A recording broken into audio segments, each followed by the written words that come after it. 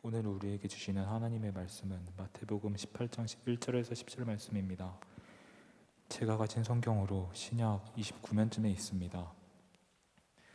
그때 제자들이 예수께 나와 이르되 천국에서는 누가 크니이까? 예수께서 한 어린아이를 불러 그들 가운데 세우시고 이르시되 진실로 너희에게 이르노니 너희가 돌이켜 어린아이들과 같이 되지 아니하면 결단코 천국에 들어가지 못하리라. 그러므로 누구든지 이 어린아이와 같이 자기를 낮추는 사람이 천국에서 큰 자니라.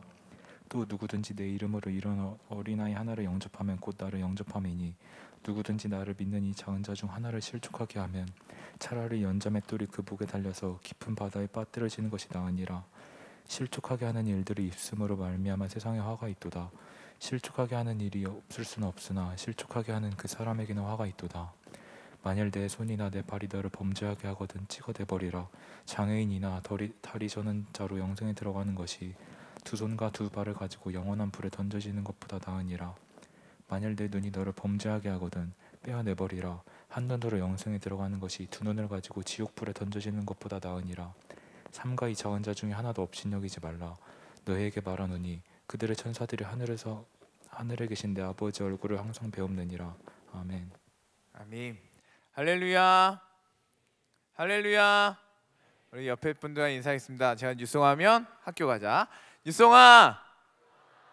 유송아. 다시 한번 옆에 분들 다시 한번 이렇게 인사하겠습니다. 당신도 학생입니다. 다 같이 네. 당신도 학생입니다. 당신도 학생입니다. 네. 우리 유송아 학교 가자라는 주제로 3주 동안 기행 예배를 드리는데요. 오늘 바로 2주차입니다. 지난주에 말씀 나눈 것처럼 우리 하나님 학교에 우리 다 입학해 됐고요. 하나님께서 우리를 불러주셨고 하나님께서 우리를 정하여 주셨고 하나님께서 우리를 의롭다 하여 주셨으며 하나님께서 이 학교에서 하나님을 알아가게 하실 줄 믿습니다. 우리에는 목표는 뭐예요? 예수님을 닮아가는 것. 우리 모두 유승화 학교 가자 이 기행 예배를 통하여서 하나님을 더욱더 알아갈 수 있는 저와 여러분이 되기를 바랍니다. 오늘 제목은요 여기 있습니다. 오늘 칠판 같지 않습니까? 제가 사실 제 전공이요 수학교육과였습니다. 교사가 꿈이었는데 오늘 그 교사의 꿈을 이룬 것 같아서 너무 감사하고 모든 영광을 하나님께 올려드립니다. 여기에 판서를 할 수 없지만 네 하나님께서 우리에게 큰 은혜 주실 줄 믿습니다. 한번 제목을 따라해서 읽어볼까요? 이상하고 위대한 수업. 네, 이 전체 너무 이쁘지 않아요? 학교 분위기가 너무 나지 않습니까? 이 책상도 그렇고요, 칠판도 그렇고요. 저기 떠든 사람 이재민, 김승택, 먹다 걸린 사람 김준환, 송한슬 이렇게 네, 제 학교 분위기 내는데요. 우리 예배를 잘 기획하고 준비해준 워십 메이커스와 또 우리 디자인 전체적인 디자인 해준 우리 MIDT 너무 감사하고 축복합니다. 또한 오늘 캠퍼스장들 특선을 했는데요. 하나님께서 이들의 찬양을 기뻐 받을 줄 믿습니다. 오늘 찬양하는 거 보니까 너무 기대가 되더라고요. 여러분 이들이 우리 캠퍼스장들이 우리 캠퍼스에 믿음의 씨앗을 잘 뿌리고 복의 근원이 되기를 간절히 소망합니다. 하나님께서 이들을 통해 역사하실 줄 믿습니다. 또 우리 캠퍼스 장들뿐만 아니라 우리 모든 캠퍼스원들도 한 마음과 한 뜻으로 열심히 모여주시고요. 캠퍼스 안에서 함께 기도하는 캠퍼스들 되었으면 좋겠고 우리 캠퍼스에서 서로 사랑함으로 하나님의 사랑과 하나님의 은혜를 하나님의 영광을 선포하는 우리 모든 캠퍼스원들 되기를 간절히 소망합니다. 우리가 지금까지 이제 캠퍼스 신방으로 하면 저녁에 가서 예배드리고 저녁 식사하고 그렇게 교제하는 시간들을 가졌었는데요. 이제 코로나 지나오면서 이제 학교 안에서 장소를 비는 것이 쉽지 않고 그렇게 예배드리는 것이 여의치가 않은 것 같아서 물론 그렇게 할 수 있는 학교들은 그렇게 캠퍼스 신방도 신청해 줬으면 좋겠고 그렇게 여의치 않은 학교들은 무엇을 신청하느냐? 뉴송 만점을 잘 신청해 주셔서요. 뉴송아 만나서 점심 먹자. 함께 점심도 먹고 차도 마시고 함께 교제하고 하는 시간들을 좀 가지려고 합니다. 지금은 이제 캠퍼스로 시작하는데 나중에는 이제 직장인들도 우리 시험 준비하는 친구들도 한번 하려고 하니까요. 뉴송 만점을. 그래서 여러분들 지원해 주시고 응원해 주시고 함께 많이 참여해 주시기를 부탁드립니다. 네, 오늘 기도해 주신 박호연 팀장님 감사드리고요. 네, 기도 잘 해주셔서 감사합니다. 또 오늘 새 가족이 무려 4명이나 왔습니다. 벌써 50명이 다 돼가고 있는데요. 하나님께서 이들을 불러주신 줄 믿습니다. 여러분 잘 오셨습니다. 이곳에서 주님을 만났으면 좋겠고, 하나님의 사랑이 얼마나 큰지, 하나님이 나를 낳은 사람을 어떻게 찾아오시는지 그 한 사람을 꼭 만났으면 좋겠고, 우리 등반하신 분들 축하합니다. 여러분 잘 적응하시고요, 그 팀에서 하나님의 풍성한 사랑을 누릴 수 있기를 간절히 소망합니다. 네, 말씀을 나누도록 하겠습니다. 학창 시절에 자라나는 중학생, 고등학생 때 가장 관심이 많은 게 것 중에 하나가 바로 키일 것입니다. 누가 더 크냐? 누가 키가 더 크냐? 남자애들은요 항상 곁눈질을 합니다. 같이 걸어더라도, 같이 놀다가 친구들이랑 놀아도요 항상 곁눈질을 합니다. 왜요? 누가 키가 더 큰가 보는 거죠. 제 키가 더 큰 것 같은데, 내가 얘보단 큰 것 같아. 이렇게 곁눈질, 대놓고는 안 봐요. 그런데 이렇게 슬쩍슬쩍 곁눈질로 보면서 속으로 내가 쟤보단 큰 것 같아. 아니면 저 자식 언제 저렇게 컸지? 라고 속으로 그렇게 생각하는 거죠. 지금은 어떻게 하는지는 모르겠어요. 그런데 나 때는 키 순서대로 그 번호를 매겼고요. 학급 번호가 있지 않습니까? 1번, 2번, 3번. 그 번호를 키 순으로 매겼고, 그래서 키 작은 애들은 앞쪽으로 앉았고 그 키 큰 애들은 뒤로 앉고. 요즘에도 그러나요? 요즘에 안 그러죠, 그렇죠? 그렇게 학생 수가 많지 않으니까. 옛날에 학생 수가 많으니까 이제 키 작은 애들은 앞쪽으로 앉고, 앞에는 책상도 조그매요. 뒤는 책상도 크고 덩치 큰 애들이 앉고 그랬었던 기억이 납니다. 제가 6학년 때까지는 그렇게 작지 않았습니다. 웃으시는 분들 감사합니다. 제가 6학년 때까지는 그렇게 작지 않았습니다. 제가 동네에 같이 교회 다니는 친구들보다 제가 좀 요만큼 정도 컸었습니다. 그런데 그 이제 중학교 처음 입학할 때까지도 아예 큰 건 아니었지만 중간 정도, 중간에서 조금 앞에 그 정도는 했었는데, 그래서 막 한 10번, 13번, 14번, 16번 그 정도 왔다 갔다 했었던 것 같은데, 이제 중학생 학년이 더 점점 늘어나면서요, 제 친구들은 갑자기 훅 크고요, 저는 천천히 크는 거예요. 전 천천히 크고 많이 오래 클 줄 알았는데 천천히 가다가 그냥 거기서 끝나더라고요. 그래서 지금 이 모양 이 꼴의 키를 갖고 살게 됐는데요. 그 친구들은 이제 확 자라나게 됐고요. 그런 이제 저는 이제 점점 학년이 지날수록 앞자리에 앉게 되는, 오늘 그 뉴송 그 기획 기사에 보면 여러분 자리가 어디십니까? 라는 기획 기사 있지 않습니까? 저는 늘 그 키가 점점 작아져서, 작아진 건 아니죠, 덜 커서 앞자리에 저 주로 앉게 되었다는 슬픈 현실이 있었습니다. 아무튼 학창 시절 늘 관심은 무엇이냐? 누가 더 크냐? 누가 더 키가 크냐에 관심이 많고요, 그 키에 예민하게 되는 것 같습니다. 또 하나 학창 시절에 관심이 많은 것은 무엇이냐? 성적이죠. 누구 성적이 더 높으냐? 시험 끝나고 꼭 이렇게 물어보는 애들이 있습니다. 너 몇 점 받았어? 너 몇 개 틀렸어? 꼭 이렇게 물어보는 애들이 있습니다. 바로 접니다.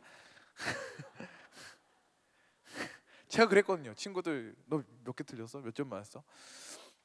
왜 지금 생각해보면 왜 그런지 모르겠어요. 그냥 자기 성적 받고 자기 공부하면 되는데 굳이 그거 물어보면서 비교하는 거죠. 누구 성적이 더 높았을까? 내가 잘했을까? 제가 잘했을까? 늘 비교하며 그렇게 살아갔던 것 같습니다. 이제 사회에 나가고 직장 생활을 하면서요, 관심이 많아지는 것이 무엇이냐면, 직장인들에게 관심이 많아지는 것은 바로 연봉입니다. 믿는 사람들 사이에서는, 교회 안에서는 그런 얘기를 많이 안 하는 것 같아요. 저도 많이 들어본 적도 없고. 누구 연봉이 더 높은가? 이 세상 사람들, 직장인들은 주로 그 얘기하는 거죠. 누구 연봉이 더 높으냐? 누구는 누구 연봉을 얼마다더라? 누구 차는 이거더라? 누구는 여기에 산다더라? 누구는 주식해서 비트코인에서 이만큼 돈을 벌었더라? 이 얘기를 어디서 가서 들을 수 있냐면, 민방위 훈련 가면 이런 얘기를 많이 들을 수 있습니다. 제 민방위 졸업한 지도 꽤 됐는데요, 민방위 훈련 가면 늘 누구 연봉이 얼마더라, 차가 뭐더라, 집이 뭐더라, 돈 벌려면 이렇게 해야 된다, 그런 얘기를 많이 하게 된다라는 것이죠. 참 웃긴 것입니다. 학생 때도요, 서로 키 보면서 누가 더 크냐라고 그렇게 살아가고요, 누구 성적이 더 높으냐 그렇게 하다가도 어른이 되어서도 누구 연봉이 높으냐, 누가 더 잘 사냐로 계속 된다라는 것입니다. 다 똑같은 마음 아니겠습니까? 높아지고 싶은 마음, 쟤보다 크고 싶고, 쟤보다 똑똑하고 싶고, 쟤보다 잘 살고 싶고, 쟤보다 좋은 집에 살고 싶고, 쟤보다 더 많은 집에 더 좋은 집에 살고 싶은 그런 마음, 다 마음이 이런 마음이 있는 것 같습니다. 이게 어렸을 때뿐만 아니라 학생 때뿐만 아니라 나이가 들어서도 더 높아지고 싶은 마음, 더 크고 싶은 마음, 더 잘 되고 싶은 마음, 그 마음이 우리 마음 가운데 다 있다는 거죠. 나이가 들어도요, 이 마음이 잘 사라지지 않는 것 같습니다. 오늘 말씀에 나오는 제자들도 마찬가지입니다. 1절 말씀 다 같이 읽어볼까요? 시작. 그때에 제자들이 예수께 나와 이르되 천국에서는 누가 크니까? 제자들도요 똑같은 질문하는 거예요. 누가 더 큽니까? 천국에서 누가 더 큽니까? 그런데 오늘 앞에 그때에라고 나와 있습니다. 그때에 천국 제자들이 예수님께 나와서 물어봤다는 거죠. 천국에서 누가 큽니까? 그때는 언제일까? 그 앞에 말씀을 보면 알 수 있습니다. 17장 24절에서 26절 제가 한번 읽어드릴게요. 이르되 내신다 하고 집에 들어가니 예수께서 먼저 이르시되 시몬아 내 생각에는 어떠하냐? 세상 임금들이 누구에게 관세와 국세를 받느냐? 자기 아들에게냐 타인에게냐? 베드로가 이르되 타인에게니이다. 예수께서 이르시되 그렇다면 아들들은 세를 면하리라. 그러나 우리가 그들이 실족하지 않게 하기 위하여 내가 바다에 가서 낚시를 던져 먼저 오르는 고기를 가져 입을 열면 돈 한 세겔을 얻을 것이니 가져다가 나와 너를 위하여 주라 하시니라. 이런 얘기입니다. 누군가 왜 예수님 세 안 내냐라고 말씀하실 때 예수님께서 이렇게 말씀하신 거예요. 임금이 그 세를 누가 받느냐? 아들에게 받냐? 백성들에게 받냐? 당연히 아들에게 안 받고 백성들에게 받는 게 맞지 않냐? 그럼 아들 낼 필요 없다. 그 예수님 무슨 말씀인 거예요? 나는 굳이 낼 필요 없다. 그러나 사람들 실족하지 않기 위하여 물고기 배에 있는 그 한 세겔 꺼내다가 그 내라라고 말씀하시는 거죠. 그 말인즉슨 예수님은요 임금이라는 거예요. 예수님은 임금의 아들이라는 거예요. 제자들이 이 말씀을 듣고 이 임금이라는 단어와 이 아들이라는 단어에 귀가 반짝하는 거죠. 와, 예수님 정말 임금님이신가 봐. 예수님 왕자님이신가 봐. 예수님 곧 왕권을 받으실 건가 봐. 그런 제자들의 마음이, 그 정서가 제자들에게 공유가 되었던 것입니다. 그리고요 더욱이 17장 초반에 어떤 사건이 일어나느냐? 변화산 사건이 일어납니다. 예수님께서 제자들 베드로와 야고보와 요한을 데리고 산에 올라가셔서 놀랍게 변화되시죠. 예수님께서 영광스러운 모습을 변하시더니 모세와 엘리야와 함께 이야기를 하시는 것입니다. 제자를 보고 우와 대박 깜짝 놀라는 거죠. 예수님께서 그 모든 일을 마치시고 제자들과 함께 내려옵니다. 그렇죠? 예수님께서 내려올 때 분명히 이렇게 말씀하십니다. 내가 죽었다가 다시 살아날 때까지 너희가 본 거 절대 이야기하면 안 된다라고 베드로와 야고보와 요한한테 이렇게 신신당부하면서 말씀하십니다. 여러분, 베드로와 야고보와 요한이 말했을까요? 말하지 않았을까요? 어떻게 생각하십니까? 저는 100% 말했다고 생각합니다. 분명히 했을 것 같습니다. 야, 너만 알고 있어? 예수님이 산에 올라가시더니 확 대박이죠. 확 아우라가 막 나면서 연기가 나면서 모세와 엘리야가 나타나시더니 확 얘기하시더니 예수님이 짱이야, 쩔어, 장난 아니야. 이렇게 속닥속닥 얘기했겠죠. 이 이야기가 제자들에게 이 분위기가 예수님 대단하신 분이다. 예수님 왕권을 받으실 것이다 라는 분위기가 제자들에게 팽배했을 것입니다. 이런 분위기 가운데 제자들이 예수님께 나와서 그때에 예수님께 물어보는 겁니다. 예수님, 그렇다면 천국에서 누가 크겠습니까? 예수님, 천국에서는 누가 클까요? 예수님 이렇게 위대하신 분인데, 우리를 그렇게 천국으로 인도하실 분이신 것 같은데, 예수님 그렇다면 천국에서는 누가 크겠습니까? 라고 물어보시는 것입니다. 우리는 지금 하나님 학교에 들어와 있습니다. 동의하시죠? 동의하시죠? 다시 한번 해볼까요? 뉴스 학교 가자. 당신도 학생입니다. 우리 모두 학생입니다. 지금 우리는 3주 동안 하나님 학교에 들어와 있고요. 이 3주뿐만 아니라 우리는 평생에 걸쳐서 하나님을 알아가는 하나님의 학교에서 배워야 할 줄 믿습니다. 예수님은 우리의 선생님이십니다. 우리는 예수님께 배워야 합니다. 예수님께서 2000년 전 제자들에게 어떻게 가르쳐 주셨는지 잘 바라봐야 합니다. 예수님께서 뭐라고 말씀하셨는지 잘 듣고 잘 배워야 할 줄 믿습니다. 예수님의 교실에는 제약이 없습니다. 우리가 생각하는 교실은 이렇게 책상 있고 칠판 있는 그런 교실, 우리는 늘 그런 교실을 상상하지 않습니까? 그런 교실에서 우리는 배워왔고요. 그러나 예수님의 교실은 제약이 없습니다. 예수님의 교실에는 어디든지 교실이 될 수 있습니다. 예수님 말씀하시는 곳이라면 그곳이 바로 교실로 펼쳐질 수 있는 것이죠. 예수님께서 산에서 말씀하십니다. 그 말씀이 어디예요? 마태복음 5장부터 7장까지 있는 산상수훈입니다. 예수님께서 산에서 말씀하시면 산이 교실이 되는 것이고요. 예수님께서 바다에서 말씀하시면 바다가 교실이 되시는 것이고요. 예수님께서 들판에서 말씀하시면 들판이 교실이 되는 것이고, 예수님께서 광야에서 말씀하시면 광야가 교실이 되는 것이죠. 예수님의 교보제도 다양합니다. 들꽃도 교보제 뭔지 아시죠? 교육 보조 자료가 바로 교보제입니다. 선생님들이 많이 교보제 갖고 오셔서 설명하시잖아요. 예수님의 교보제는 참 다양하게 있습니다. 들꽃도 예수님의 교보제가 될 수 있고요. 환자도 예수님의 교보제가 될 수 있고, 폭풍도 예수님의 교보제가 될 수 있고, 씨앗도 예수님의 교보제가 될 수 있고요. 나무도 예수님의 교보제가 될 수 있습니다. 바라기는 우리의 모든 삶의 현장이 예수님의 교실이 될 수 있기를 간절히 소망합니다. 지하철이든 버스든 교실이든 거리든 나의 집이든 내 방이든 어디든지 예수님의 마음을 듣고 배울 수 있는 교실이 되기를 바랍니다.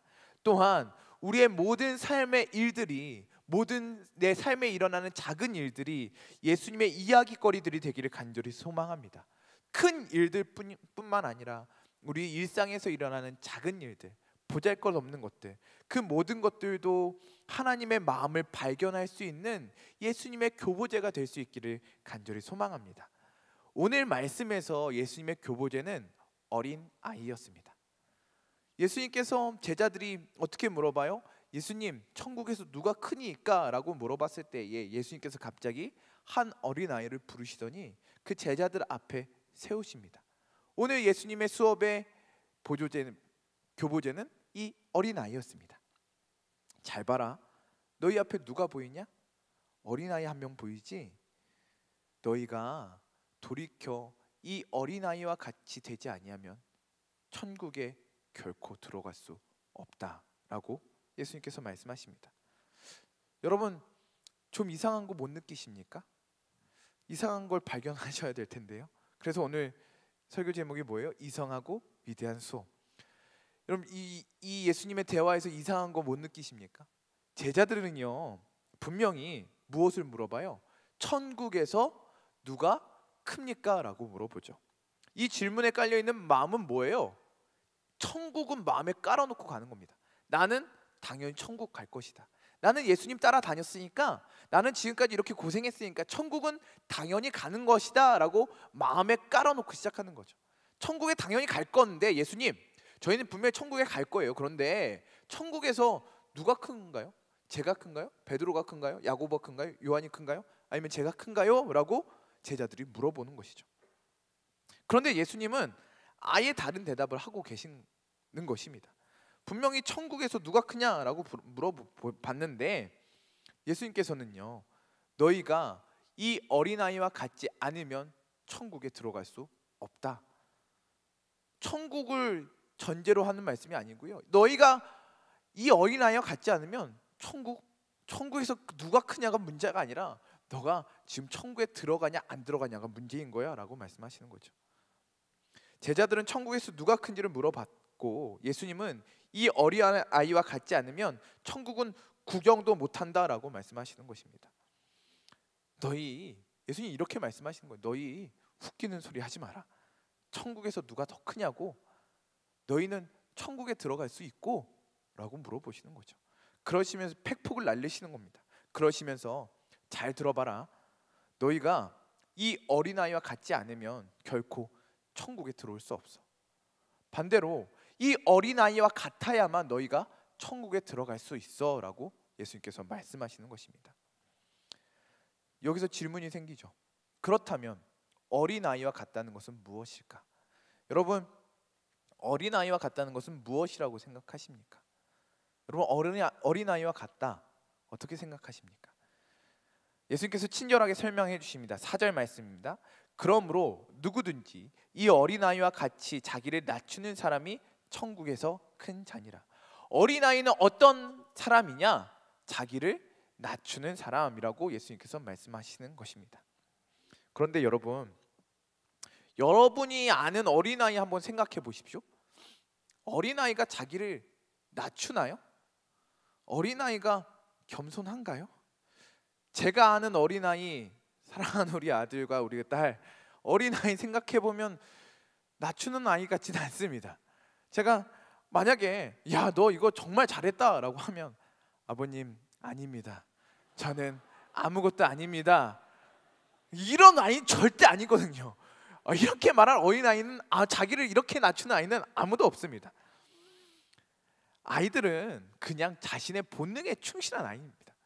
아이들은요, 자기 먹고 싶을 때 먹고요, 자기가 기분 나쁠 때 울고요, 자기 기분 좋으면 웃고요, 재밌으면 웃고요, 배고프면 짜증내고 울고요, 졸리면 울고요. 자기의 본능에 완전히 충실한 존재가 누구냐? 바로 어린 아이들이라는 거죠. 어린 아이들과 겸손은, 어린 아이들과 자기를 낮추는 것은 거리가 멀어 보입니다. 그렇다면 예수님께서는 왜 어린 아이들이 자기를 낮추는 사람이라고 하셨느냐? 그것은 2000년 전 그 상황을 우리가 봐야 됩니다. 2000년 전 그 당시 문화는 어린 아이를요, 사람 취급도 안 했습니다. 인원수를 셉니다. 사람 수를 셉니다. 그런데 어린 아이는 사람 수에 쳐주지 않는다는 것이죠. 사람이라고 하면 무엇을 생산해낼 수 있는 존재가 사람이라고 쳤던 것입니다. 무엇을 생산해낼 수 있는 사람. 그런데 어린아이는 생산해낼 수가 있어요? 생산해낼 수 있는 능력이 있나요? 아니요. 우리 어린아이들은 똥만 생산해내지 생산할 수 있는 능력이 아무것도 없고요. 어린아이들은 소비할 수 있는 능력만 있는 것입니다. 그러니까 어린아이들은 그 노동력이 중요했던 그 시기에 무엇을 생산해낼 수 있는 능력이 없는 어린아이들은 인원수에 포함도 안 됐고요. 무가치한 존재, 필요 없는 존재, 쓸모없는 존재라고 생각했던 것입니다. 지금이야 아이들이 귀하고요, 어린아이들이 진짜 별로 없습니다.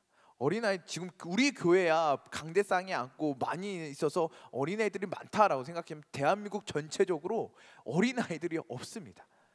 이런 어린아이들이 귀하니까 다 아이들 중심.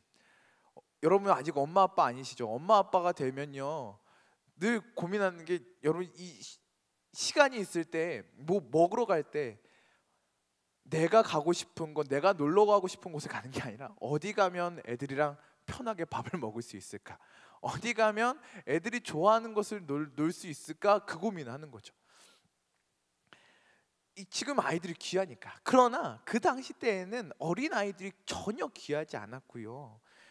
2000년까지 가지 않아도요, 몇십 년 전 우리나라만 생각해도 아이들은 귀찮은 존재, 무가치한 존재, 작디 작은 아무것도 아닌 존재들이었습니다. 하물며 2000년 전에는 오죽했겠습니까? 그 당시에는 아이들이 워낙 많기도 했고요, 또 많이 죽기도 했습니다. 그래서요, 그 아이들에게 그렇게까지 마음을 주지 않는 거죠. 그래서 아이들은 그냥 무가치한 존재, 쓸모없는 존재, 필요 없는 존재, 귀찮은 존재, 그런 존재가 되어버린 것입니다. 그런데 그런 어린아이를 예수님께서 그 앞에다 세우시고 이렇게 말씀하시는 거죠. 너희가 이 어린아이 같아져야 한다. 너희 존재가 이 어린아이처럼 무가치한 존재, 아무것도 아닌 존재가 되어야 해. 그래야, 그렇게 낮춰야 너희에게 천국이 의미가 있는 거야. 천국에서 누가 더 크냐고? 가장 낮추는 사람, 가장 작은 사람이 가장 큰 거야 라고 말씀하시는 것입니다. 사랑하는 여러분, 저와 여러분의 존재가 어린아이와 같이 아무것도 아닌 존재, 작디 작은 존재, 쓸모없는 존재, 그렇게 아무것도 아닌 존재가 되기를 간절히 소망합니다. 하나님께서 물론 우리를 아셨고 우리를 정하셨고 우리를 부르셨고 우리를 의롭다 하시고 우리를 영화롭게 하시지만, 그래서 예수님 믿고 우리는 반드시 천국에 가게 될 것입니다. 그러나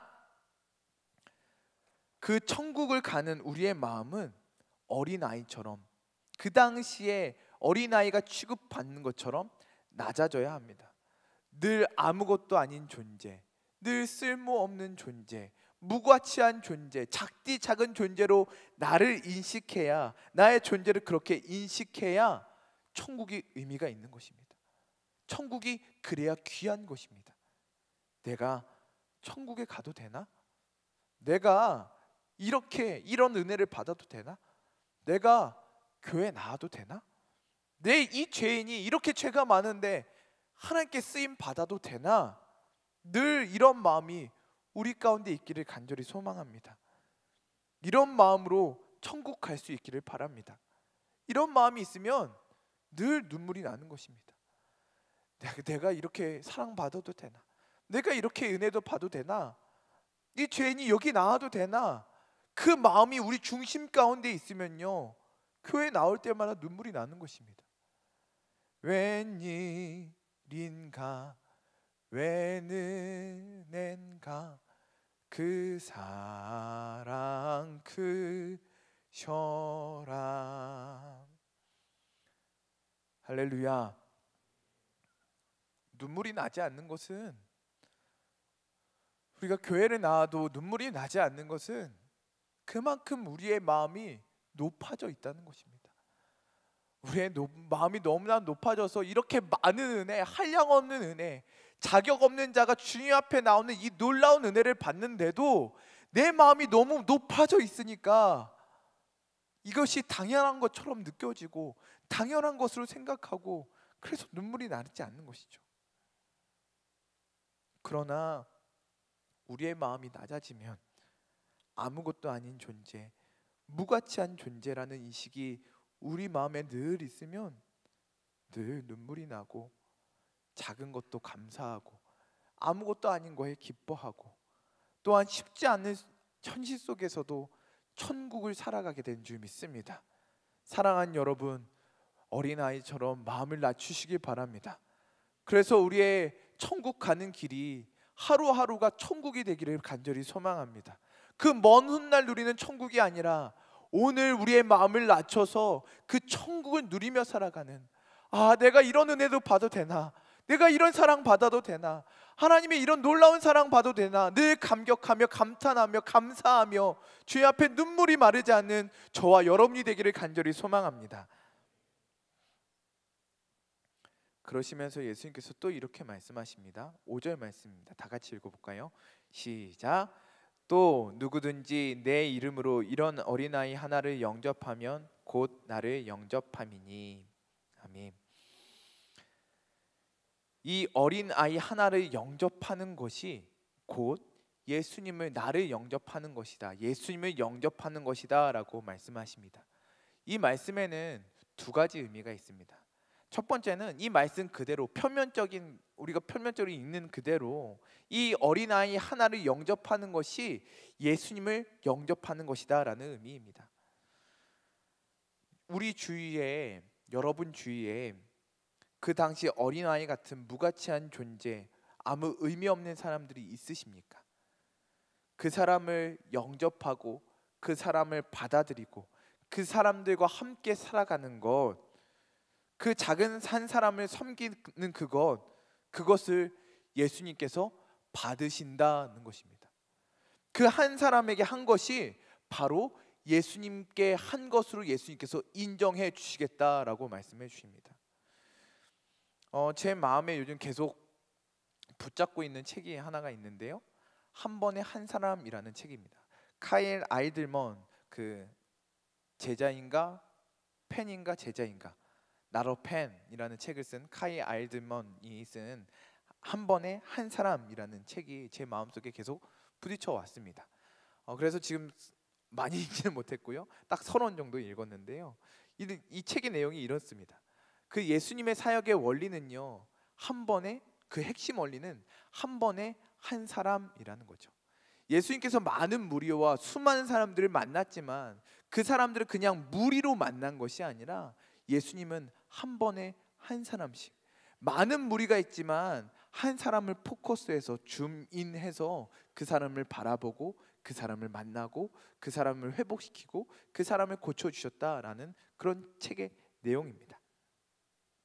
예수님은 작은 한 사람을 향해서 그렇게 찾아가셨습니다. 예수님은 한 사람 한 사람, 한 번에 한 사람씩 그렇게 만나주시고 작은 한 사람을 귀히 여기고 그렇게 찾아가셨다는 거죠.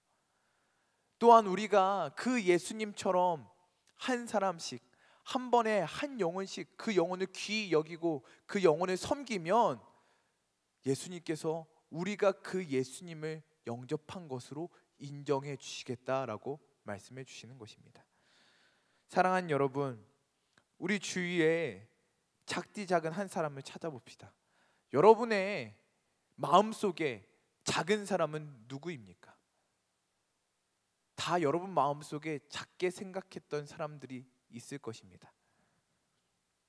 그 사람을 향해 용기 내어 나아갈 수 있는, 그 사람을 예수님이다 라고 생각하고 그 사람을 섬기고 그 사람을 받아들이고 그 사람을 용납하고 그 사람과 함께 살아갈 수 있는, 그 사람을 잘 섬길 수 있는 우리 뉴송 공동체 되기를 간절히 소망합니다. 또 한 가지 의미는요, 예수님께서 그렇게 낮아지셨다라는 것입니다. 여러분 생각해 보십시오. 만약에 여러분 2000년 전 예수님께서 이 땅에 오셨을 때 그 자리에 있었다라고 하면 여러분 예수님 영접했을까요? 저와 여러분은 그 예수님을 영접했을까요? 아니요. 예수님이 이 땅에 이 어린아이처럼 보잘것없는 존재로 이 땅에 내려오셨습니다. 나사렛 땅에, 나사렛 뭐 선한 것이 있겠느냐? 그 땅에 아무것도 아닌 모양처럼, 아무것도 아닌 어린아이처럼, 무가치한 존재처럼 이 땅에 내려오셨다는 거죠. 그 예수님을 우리가 영접할 수 있었을까? 아니다라는 거죠. 예수님 그렇게 모두가 보기에도 보잘것없는 존재로, 그 죽음까지도 그렇게 보잘것없이 이 땅에 살아가셨습니다. 왜요? 아무것도 아닌 우리를 만나시려고요. 전능하신 하나님이, 무한히 크신 하나님이 몸을 웅크리셔서 눈을 바닥으로 낮추신 것입니다. 왜? 그래야 만날 수 있으니까요. 그래야 우리와 눈과 눈을 마주칠 수 있으니까요. 전능하신 하나님, 그 크신 하나님이 몸을 웅크리셔서 낮은 우리에게로 내려오신 것입니다. 사랑은 눈으로 전달되는 것입니다. 사랑은 말로도 전달될 수 있겠죠. 그러나 결정적인 사랑은, 그 진짜 사랑은 눈으로 전달되는 것입니다. 눈과 눈으로 마주쳤을 때 그 사랑이, 그 사랑의 눈빛이 전달되는 것이죠. 하나님은 그 멀리서, 그 크신 하나님 멀리서 우리를 바라보신 게 아니고요, 그 하나님께서 우리와 눈과 눈을 마주치기 위해서, 우리에게 호흡과 호흡을 마주치기 위해서 가까이 내려오셔서 낮고 낮은 몸을 웅크리시고 우리에게 내려오셔서 우리와 눈과 눈을 마주치시고 우리에게 그 사랑의 눈빛을 보내주시고 우리를 만나주시고 우리와 이야기하시기 위해서 예수님께서 그렇게 낮아지신 것입니다.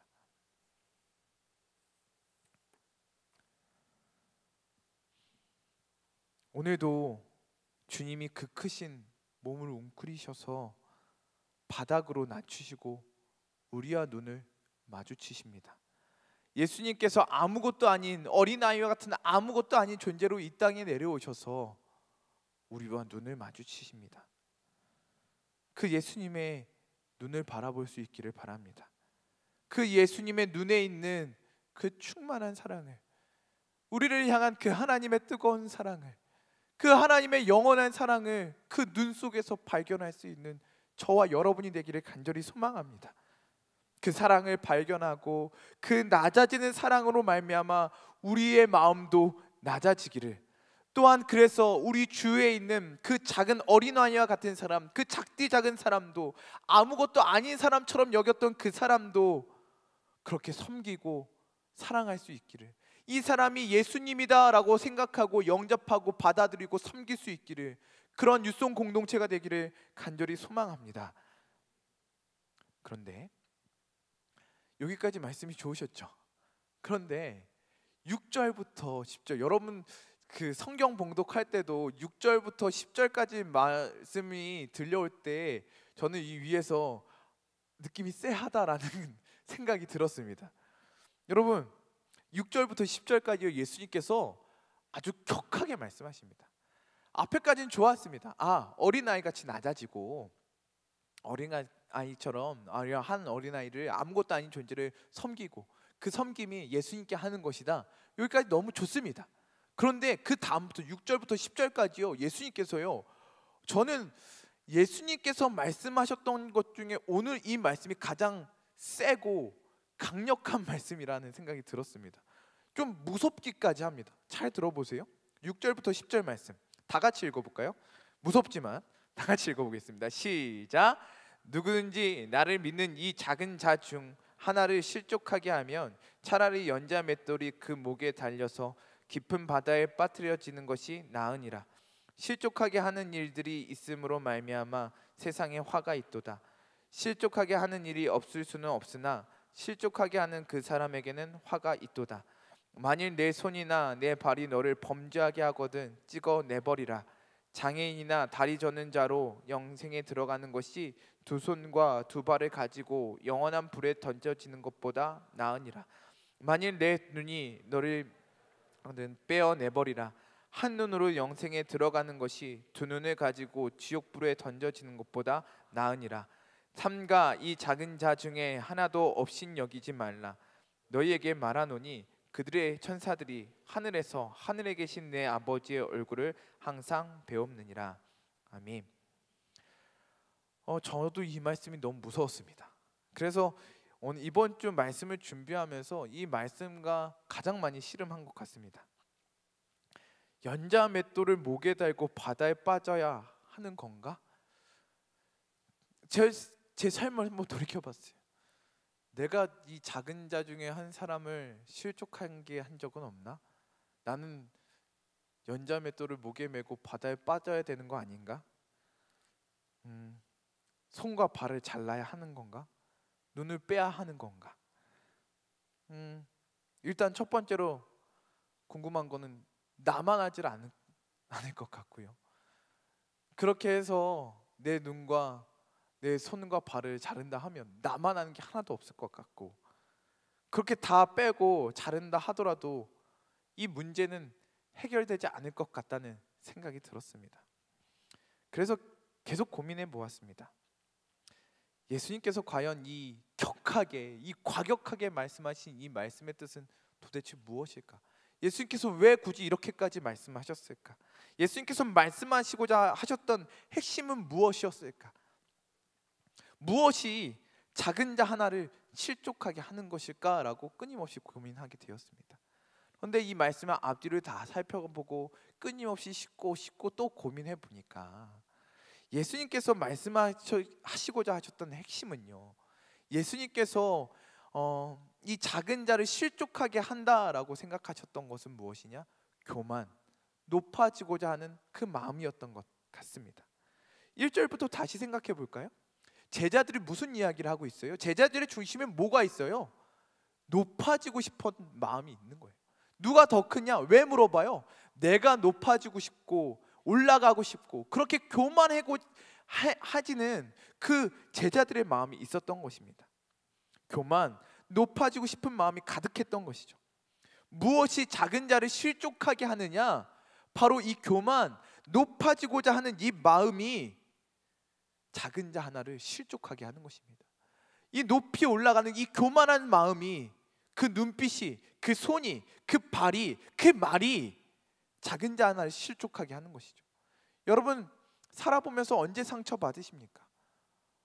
언제 마음에 아프십니까? 누군가에게 무시를 당할 때, 그 높아지는 그 사람의 무시를 당할 때 그렇게 마음이 상처를 받고 그렇게 실족하게 되는 거 아니겠습니까?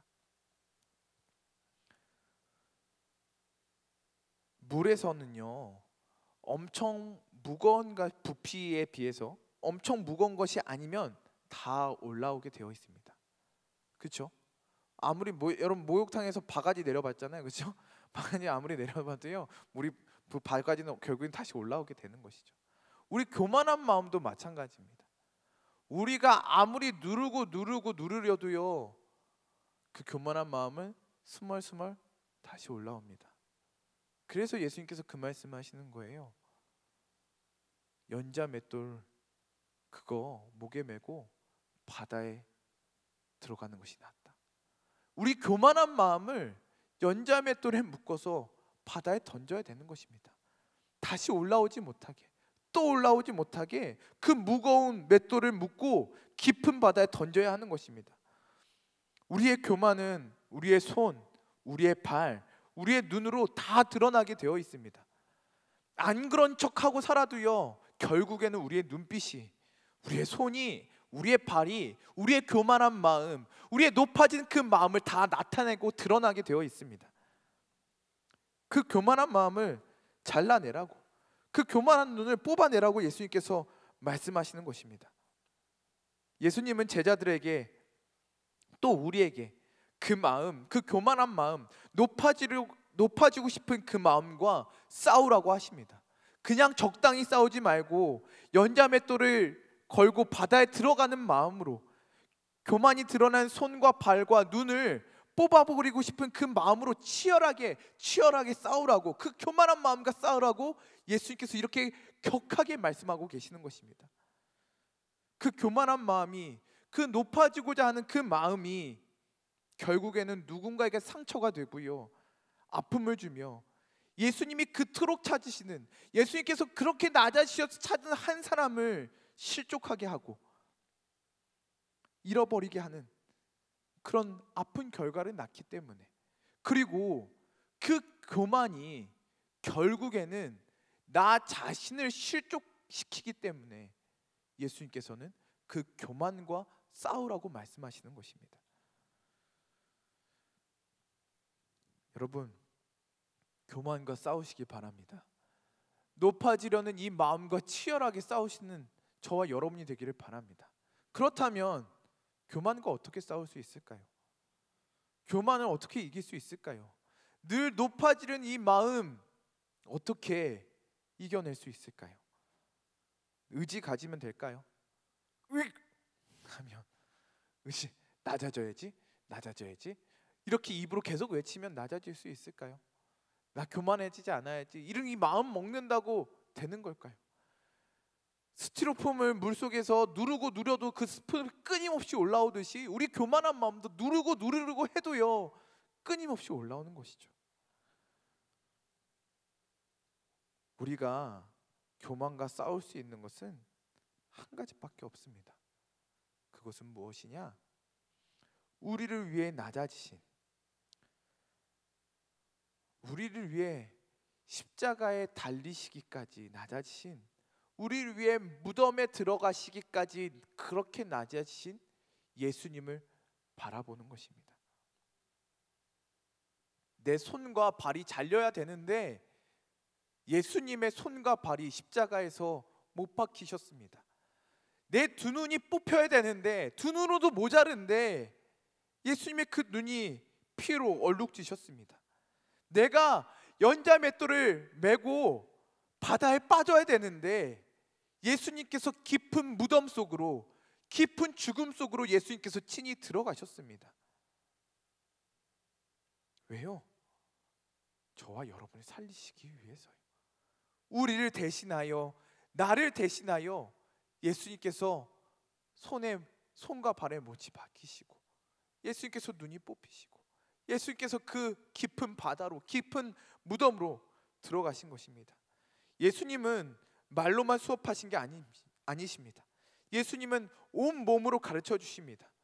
십자가를 바라보라고 하십니다. 못 박힌 손과 발을, 무덤을 보라고 하십니다. 그리고 그렇게 살라고, 그렇게 교만과 싸우고 그렇게 낮아지라고 말씀해 주십니다. F 한번 쳐주실래요? 주 달려 죽은 십자가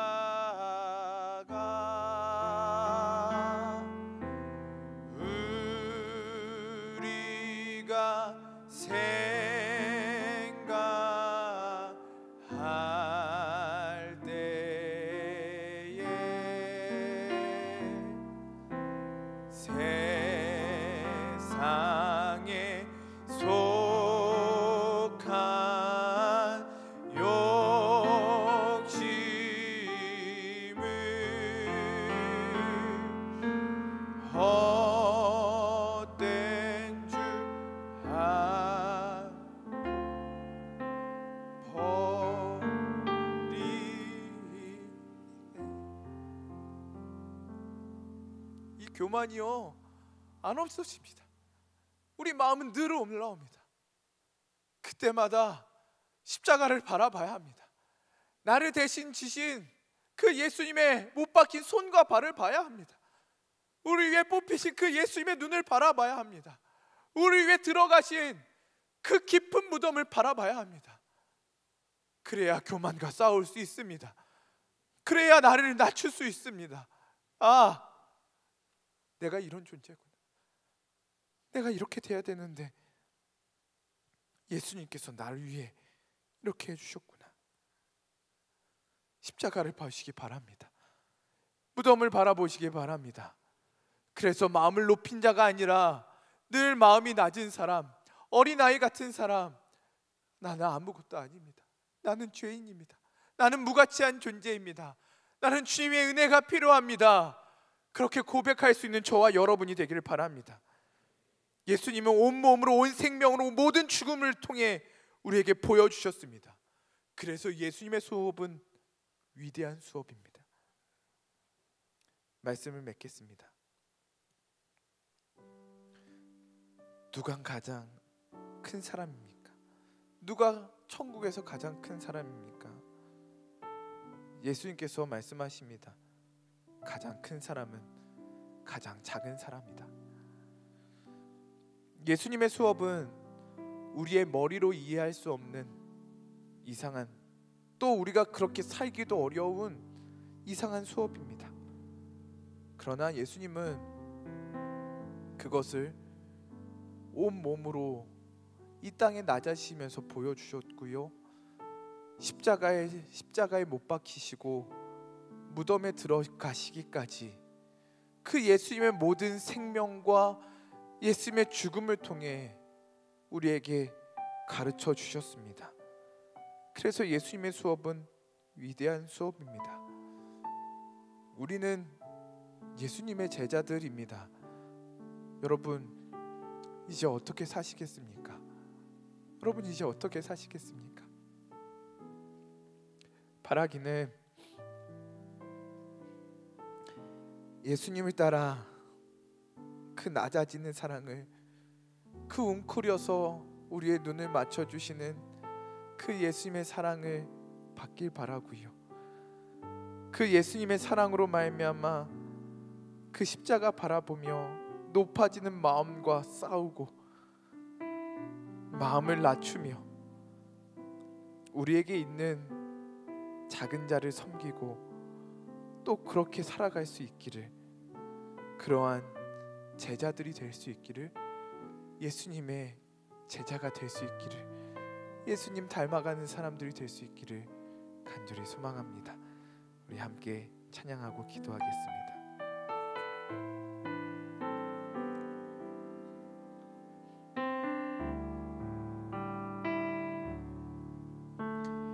하늘의 영광을 다 버리고 낮은 이곳에 내려오신 주, 죽기까지 나를 사랑하신 그 사랑 얼마나 큰지 우리가 높아지며 그가 낮추시리, 우리가 낮아지며 그가 높이시리. 하나님이 원하시는 세상으로 나 자신을 낮추는 섬김으로 내 발을 닦아주사 먼저 섬기시고 서로 사랑하라고 말씀하시었네. 하나님이 원하시는 세상으로 나 자신을 드리는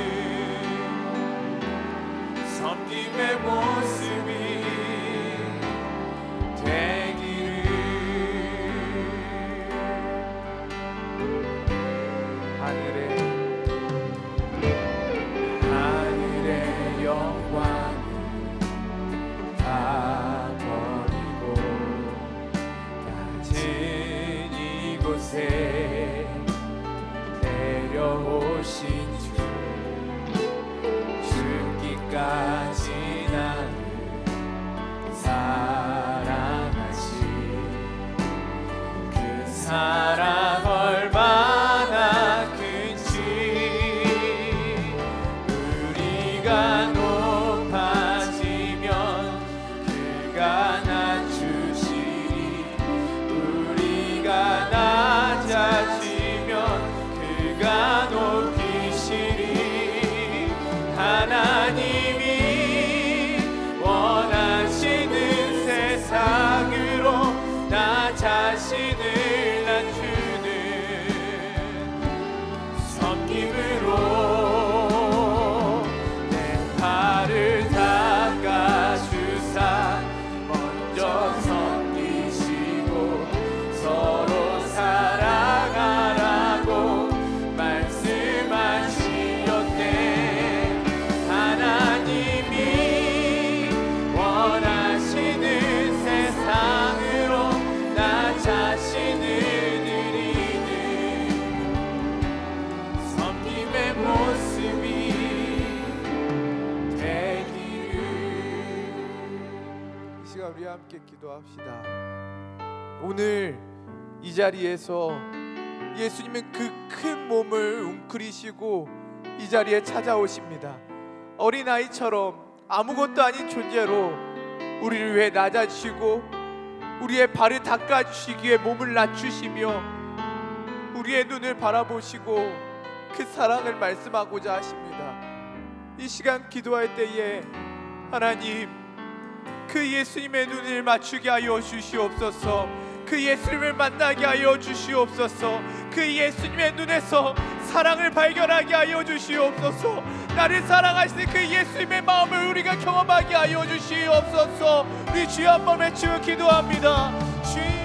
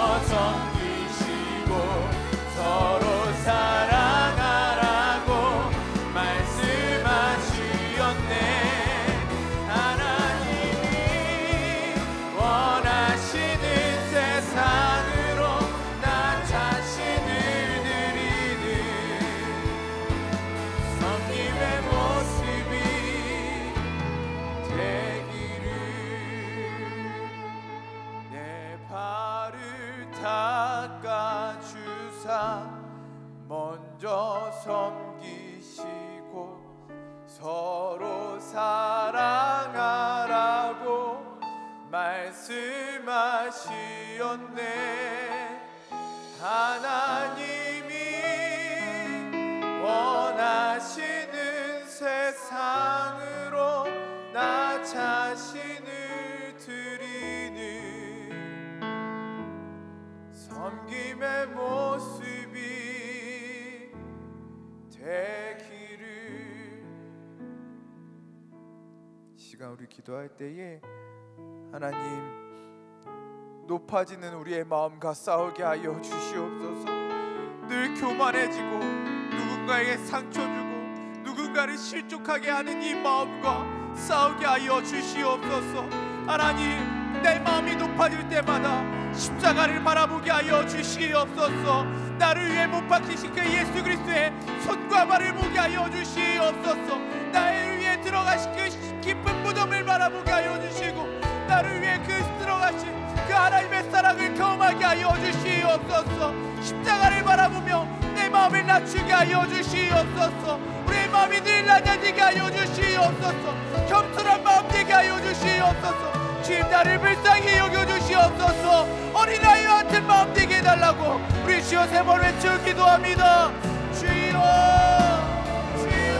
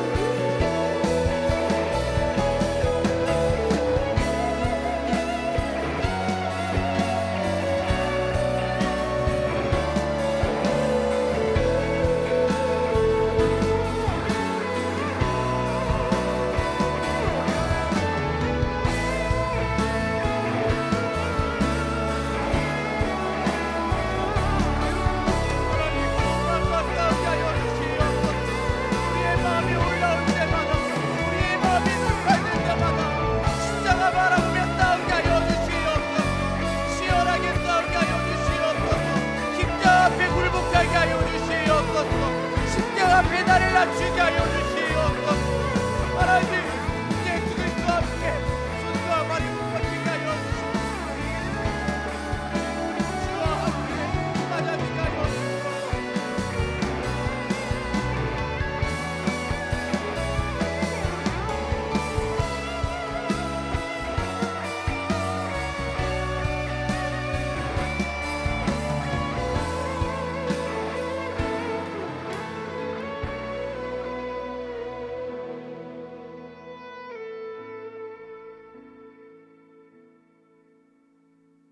다시 한번 기도할 때에 하나님, 우리에게 예수님의 마음을 허락하여 주시옵소서.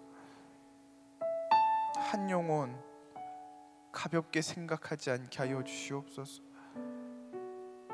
한 영혼을 향한 예수님의 마음을 갖게 하여 주시고, 우리가 그렇게 작다 생각했던, 아무것도 아니라고 생각했던 그 한 영혼, 예수님이 그렇게 바라보셨던 것처럼, 예수님이 나를 그렇게 바라봐 주셨던 것처럼 우리도 한 영혼을 그렇게 바라보게 하여 주시고, 우리의 자세를 낮춰서 한 영혼의 눈을 마주치게 하여 주시며, 우리 한 영혼을 위해 기도하게 하여 주시고, 한 영혼을 바라보게 하여 주시며, 한 영혼을 찾아갈 수 있는 용기를 허락하여 주시옵소서.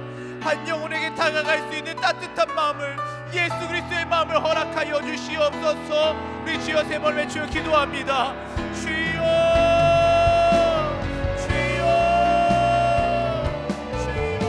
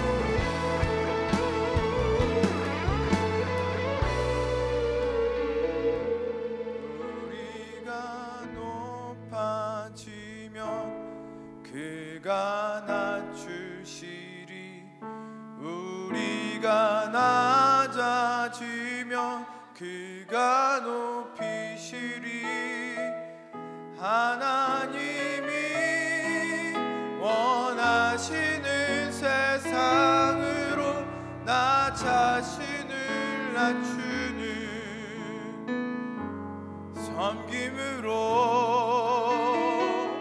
내 발을 닦아주사 먼저 섬기시고 서로 사랑하라고 말씀하시었네. 하나님이 원하시는 세상으로 나 자신을 드리는 섬김의 모습이 되기를.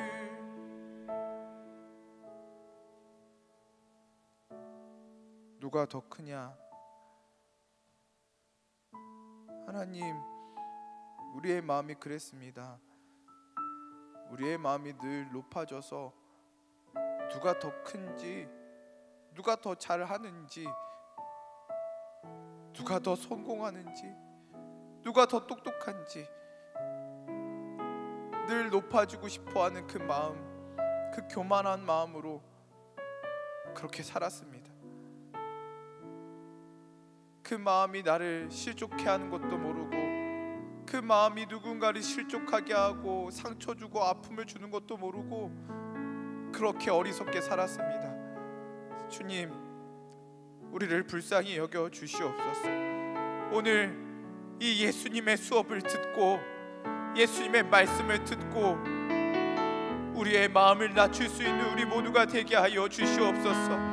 우리의 마음이 높아질 때마다, 우리의 마음이 교만해질 때마다 십자가를 바라보게 하여 주시고, 주의 손에 나의 손을 포개게 하여 주시며 주의 발에 나의 발을 포개게 하여 주시고, 주와 함께 죽고 주와 함께 살아나게 하여 주시옵소서. 무덤을 바라보게 하여 주시고 그 무덤에 나의 교만한 마음을 묻어버리게 하여 주시고, 나도 예수님처럼 어린아이처럼 그렇게 낮은 마음으로 나 자신을 낮추는 마음으로 살아가게 하여 주시옵소서. 한 영혼 한 영혼, 우리의 눈이 한 영혼을 바라보게 하여 주시옵소서. 우리의 마음에 예수님의 마음 허락해 주셔서 한 영혼을 섬기고 그 아무것도 아닌 것처럼 보이는 그 작디 작은 그 한 영혼을 사랑하게 하여 주시며 그 영혼을 섬기게 하여 주시며, 그 사람이 예수님이다 믿고 이 섬김을 예수님이 받으신다 믿고 그렇게 섬길 수 있는 뉴송 공동체가 되게 하여 주시옵소서. 그렇게 서로 사랑하는 믿음의 공동체 되게 하여 주시옵소서. 이곳에 예수님께서 오늘도 낮아지시며 오늘도 우리 향해 예수님의 그 눈을 마주치시며 그 눈으로, 그 눈빛으로 우리에게 사랑을 말씀해 주신 줄 믿습니다. 이 자리에 있는 한 사람도 빠지지 않고 그 사랑을 발견하게 하여 주시며 그 사랑으로 내 마음이 가득하게 하여 주시며 그 받은 사랑대로, 그 배운 대로 살아갈 수 있는 우리 모두가 되게 하여 주시옵소서. 주님께서 우리를 그렇게 인도하시고 그렇게 가르치시고 그렇게 길러주실 줄 믿사오며, 우리의 선생님 되시는, 우리에게 모든 것 보여주시고 가르쳐주신, 우리를 사랑하시는, 우리를 위해 그렇게 낮아지신 예수 그리스도의 이름으로 기도드립니다. 아멘. 이제는 우리 주 예수 그리스도의 은혜와 하나님의 극진하신 사랑과 성령님의 교통하심이 오늘 그 예수님의 마음을 배우고 그 예수님의 마음을 본받기를 소망하는 우리 뉴송 공동체 위에, 사랑하는 교회와 이 나라와 이 민족 위에 영원토록 함께 하시기를 간절히 축원하옵나이다. 아멘.